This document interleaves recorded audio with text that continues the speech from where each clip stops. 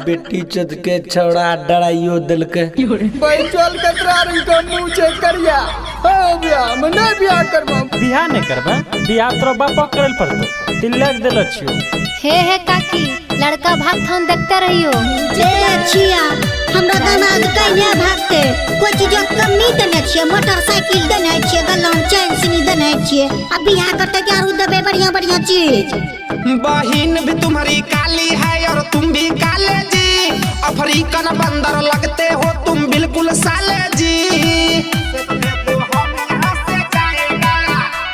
बहिन भी तुम्हारी काली है और तुम भी काले जी अफ्रीकन बंदर लगते हो तुम बिल्कुल साले जी।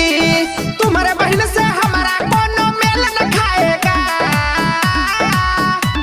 अरे जो भी करेगा हाँ जो भी करेगा शादी वो पछताएगा। फुर्सत दे तो हम यहाँ से जाएगा।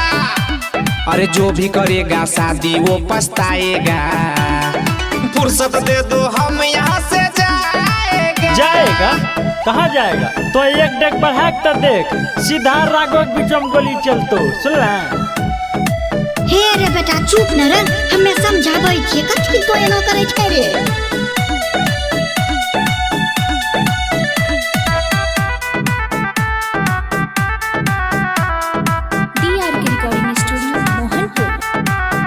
अपना पिस्टल को फारा में ढुका लीजिए इसको देख के लगता बड़ी डर है।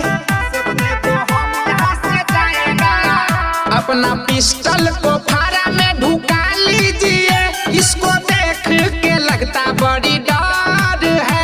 ढेरी लड़का है दुनिया में शादी के लिए एगो हमारे पका है नजर है। आज भले हम बिना टिकट के ऊपर जाएगा। अरे जो भी करेगा हाँ जो भी करेगा शादी वो पछताएगा। फुर्सत दे तो हम यहाँ से जाएगा। अरे जो भी करेगा शादी वो पछताएगा।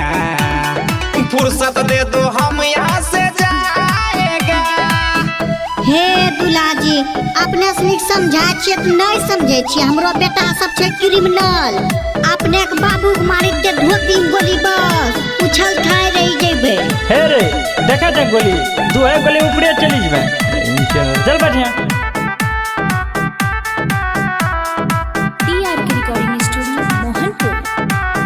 किसके चक्कर में आके हम फंसे हैं यहाँ पूरा माथा हुआ मेरा हैंग है।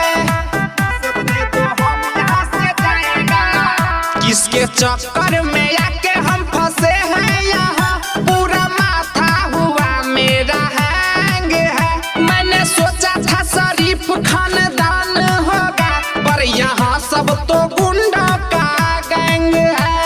राइटर साहिल राणा रणधीर आज पिटाएगा। अरे जो भी करेगा हाँ जो भी करेगा शादी वो पछताएगा। फुर्सत दे दो सुजीत यहाँ से जाएगा। अरे जो भी करेगा शादी वो पछताएगा। फुर्सत दे दो हम यहाँ से जाएगा। Mix by Raja Raj Bihar.